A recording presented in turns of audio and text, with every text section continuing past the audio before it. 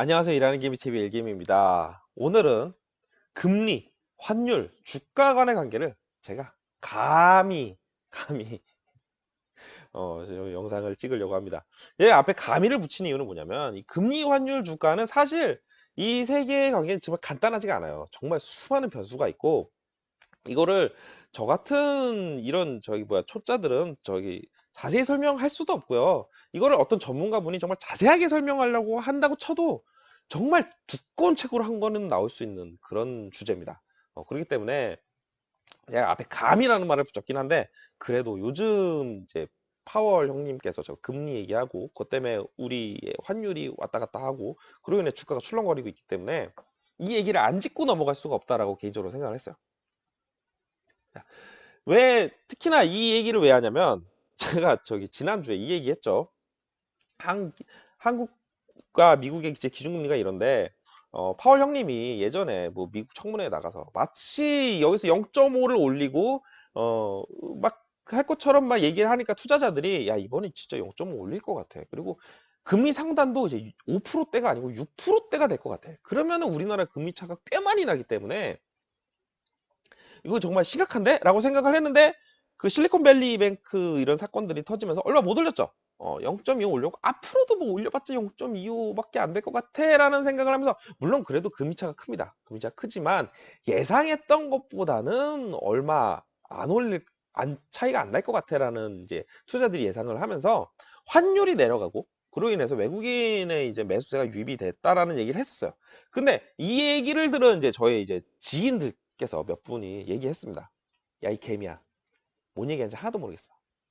다시 자세히 좀 설명해봐. 뭐 이런 얘기를 해가지고 제가 감히 이번 영상을 준비를 했습니다. 먼저 이제 금리와 환율 간의 관계를 먼저 설명을 드릴 건데요. 원래는 미국과 저희 한국의 기준금리가 그렇게 많이 차이가 안 나요. 그리고 보통은 우리나라 기준금리가 조금 더 높은 게 사실입니다. 조금 높은데 지금 굉장히 이제 미국이 인플레이션을 잡기 위해서 굉장히 빅 스텝, 뭐 자이언트 스텝 밟아가면서 금리를 쭉쭉쭉 올렸기 때문에 지금 굉장히 이례적으로 이렇게 금리 차이가 난 건데 예를 들어서 한국의 기준금리가 3.5고 미국의 기준금리가 5%라고 합시다. 지금이죠. 지금인데 이렇게 되면은 한국에 이제 예금을 맡기면 3.5% 이자를 주고 미국의 예금을 맡기면 5% 이자를 준다는 얘기로 간단하게 말씀을 드릴 수 있는데 그렇다면 여러분은 어디 투자를 하겠습니까? 저 같으면 여기 투자를 합니다. 당연한 얘기죠. 5% 이자를 준대요. 그런 생각을 가진 사람이 많다고 한다면 자, 우리나라에서 많은 투자자들이 미국으로 건너가겠죠. 그렇게 된다면 우리나라에서 투자를 할 때는 원화를 들고 있었을 텐데, 그죠? 미국에 투자를 하려면 이 원화를 다시 달러로 바꿔가야 되잖아요. 그리고 미국으로 가져가야 되는데 그렇게 되면 이게 무슨 얘기예요? 달러를 원하는 사람들이 점점 많아진다는 얘기죠. 그렇게 되면 환율이 올라갑니다. 환율이 뭔데요? 환율은 이거예요. 원달러 환율이라고 얘기를 하는데 원래는 달러 원 환율인데 이제 뭐 그렇게 중요한 건 아니니까요. 이거는 달러의 가격입니다. 이게 무슨 얘기냐면 원달러 환율이 1200원이라고 한다면 1달러를 사러 은행에 만약에 간다라고 한다면 나는 1200원을 가지고 가야 돼요. 1달러의 권장 소비자 가격이 1200원이라는 얘기예요. 그리고 달러가 환율이 올라서 1300원이 된다는 얘기는 뭐예요? 나는 1달러를 사러 은행에 가면 1300원을 들고 가야 돼. 1달러의 권장 소비자 가격이 100원 상승해서 1300원이 됐다는 얘기예요. 달러를 원하는 사람이 많으면 달러가 비싸지는 거죠. 그래서 환율이 오른다는 얘기입니다. 근데 이렇게 환율이 오르게 되면 무슨 사건이 발생하냐면 해외에서 파는 우리나라 제품 가격이 내려가요. 왜냐하면 자 보세요. 삼성전자가 갤럭시 핸드폰 120만 원짜리를 만들었다고 칩시다. 그러면은 외국인이 이걸 살려면 환율이 1200원일 때는 1000달러 주면 돼요. 그러면은 이 갤럭시 핸드폰을 살 수 있습니다. 근데 똑같은 120만 원짜리 스마트폰인데 환율이 1300원이라면 외국은 923달러만 줘도 이 120만 원짜리 살 수 있어요. 왜? 환전하면 120만 원이니까 923달러가. 근데 환율이 내려간다면 환율이 내려가 1100원이 된다면은 외국은 1090달러를 줘야 돼요. 그래야 환전하면 120만 원이 되니까.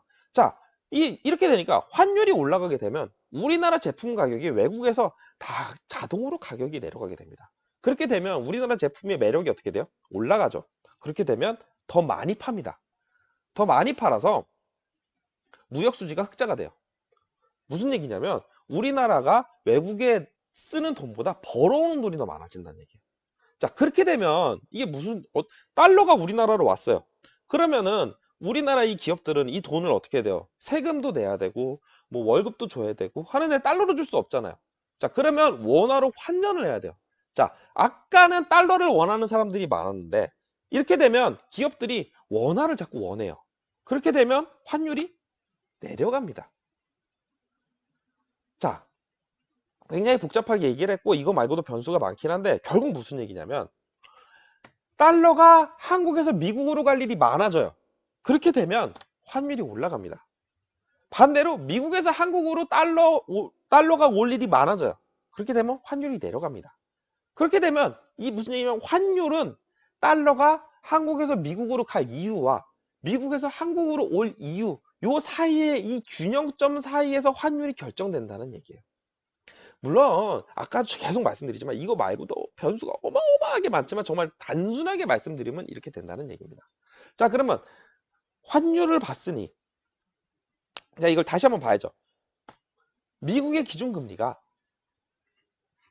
파월이 0.5를 올릴 거고 막 6% 이상 올릴 것처럼 막 얘기를 해서 기준금리가 점점점 차이가 많이 날 것처럼 보였을 때는 어떻게 해요? 투자자들이 한국에서 돈을 빼서 미국으로 계속 갑니다. 미국에 예금을 해야 더 많은 이자를 받을 것 같으니까요. 그러니까 환율이 올랐던 거죠. 근데 아니래요. 봤더니 저 금리도 0.25밖에 못 올렸고 앞으로도 얼마 못 올릴 것 같아요. 그러면 가려던 돈이 어떻게 돼요? 멈추죠. 멈추고 이거 내가 생각을 잘못했는데? 라고 생각하면서 미국으로 돌아오든지 또는 미국으로 가려던 돈이 안 가게 되는 거죠. 예, 이게 그래서 환율이 내려가게 됩니다. 이게 지금 금리와 환율의 관계였어요. 자, 그렇다면 이제 그 환율과 주가. 그래서 환율이 올라가고 내려가는데 이게 주가에 무슨 영향을 미치는지 한번 봅시다. 예를 들어서 환율이 1200원입니다. 아, 이랬으면 좋겠네요. 삼성전자가 12만 원입니다. 계산하기 좋게 이렇게 할게요. 이렇게 삼성전자 주가가 이랬으면 참 좋겠는데 아무튼 간에 환율이 1200원일 때는 외국인이 12만 원짜리 삼성전자 주식을 사기 위해서 100달러를 가지고 오죠. 100달러로 환전을 합니다. 그래서 매수를 하는데 자, 환율이 1300원이 돼요. 그리고 삼성전자는 주가의 변동 뭐 올라갔다 내려갔다 결국에는 다시 12만 원으로 돌아왔어요. 근데 외국인은 이제 나가야 돼요. 그러면은 외국인은 사실 삼성전자라는 주식을 매수와 매도하는 데 있어서 아무런 성과도 없고 손해도 없었어요. 하지만 환율이 1300원이 된다면 이 외국인이 저기 집으로 가져가는 돈은 92.3달러가 되죠. 아무 일도 없었는데. 물론 계산상의 편의를 위해서 우리 수수료도 있고 세금도 있지만 이런 거는 제외하도록 합시다. 자, 아무 일도 없었는데 투자의 성과가 아무것도 없었는데도 환율이 1300원으로 올랐다는 이유만으로 외국인은 가져가는 돈이 줄어들어요. 반대로 환율이 1100원으로 내려가면 똑같이 삼성전자 12만 원을 매도해도 외국인이 가져간 돈은 109달러가 됩니다. 자, 그럼 여러분이 외국인이라면 어떻게 하겠습니까? 환율이 앞으로 올라갈 것 같은 예상이 된대요. 많은 뭐 금융기관에서 환율이 올라갈 거라고 얘기를 해요. 그러면 한국에 투자를 할까요? 안 하겠죠. 왜? 가만히 있어도 손해가 나는데 한국에 대한 투자의 매력이 굉장히 줄어들겠죠. 반대로 환율이 앞으로 내려갈 거라는 리포트가 계속 나와요. 그런 전망들이 계속 나온다고 한다면 아무것도 안 해도 일단 먹고 들어가죠. 100달러가 109달러가 되는데 좋죠. 그래서 외국인들이 한국에 투자해야 되는 이유가 늘어나게 되죠. 그래서 환율이 내려가게 되면 외국인들 매수세가 들어옵니다. 그래서 자, 금리가 이렇게 된다고 했을 때 그러면 환율이 내려가게 되고 그렇다면 외국인 매수세가 들어오게 되는 거죠. 야, 실제로 미국의 금리 인상에도 긴축 속도 조절 기대감에 이게 무슨 얘기예요? 금리를 올리긴 올리는데 그 전에 예상했던 것보다 덜 올린다는 얘기죠. 그래서 환율이 급락하면서 주가가 반등에 성공했다. 실제로 3월 20일 이때 금리를 조금 올린 이때 외국인 매수세들이 들어오기 시작했죠. 들어오기 시작해서 지금 환율 이번 주 주가 굉장히 좋았죠. 외국인들 매수세가 굉장히 좋았습니다. 자, 지금까지 금리와 환율과 주가에 대해서 설명을 드렸는데요. 굉장히 미흡한 설명이었다고 생각을 해요. 정말 그냥 개념적인 부분만 알고 넘어가자라는 취지에서 드렸던 설명인데 여러분의 주식 그래도 투자에 조금이나마 도움이 됐으면 합니다. 들어오는 뉴스를 판단하는데 조금이나마 도움이 됐으면 하는 마음에 이 영상을 찍었습니다. 여러분 조금이나 도움이 됐다면 좋아요와 구독 꼭 좀 부탁드릴게요. 자, 감사합니다.